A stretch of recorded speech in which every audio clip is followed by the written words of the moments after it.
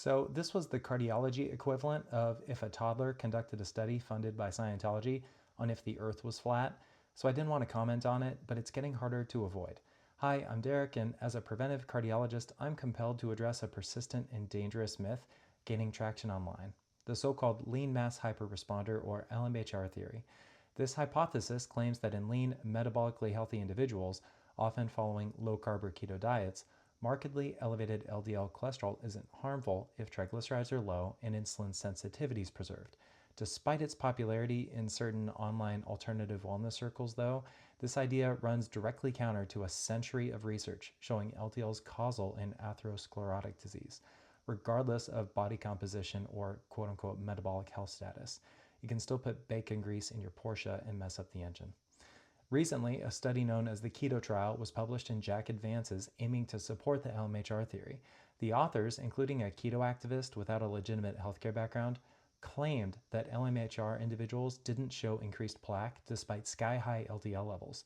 But what's alarming isn't just the weak science, it's that the authors withheld critical data. Even though it was apparently one of their initial study goals, in trying to publish their findings, they omitted the actual measurement of non-calcified plaque volume, or soft plaque, the most important early sign of coronary artery disease, which increased by an astounding median of 43% in participants. This wasn't mentioned in the abstract, nor was it highlighted in the discussion. Instead, the paper leaned on exploratory correlations to soften what the data clearly showed. Ironically, the findings directly contradict the study author's narrative.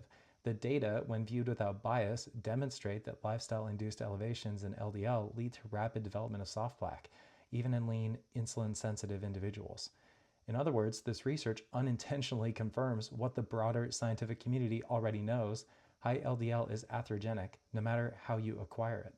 It's like the widely circulated clip of the flat earther that designed an experiment to prove the earth was flat and proved it was round. This study is a case study in how fringe health influencers that are heavy on social media but light on proper clinical training or judgment can misuse scientific platforms to push dangerous narratives. It lacked a control group, was driven by ideological interests, and failed to meet basic standards of transparency and scientific rigor. We must hold this kind of pseudoscientific storytelling accountable because real people are being misled into believing that high LDL cholesterol can be safely ignored. It cannot. The data, interpreted honestly, is clear.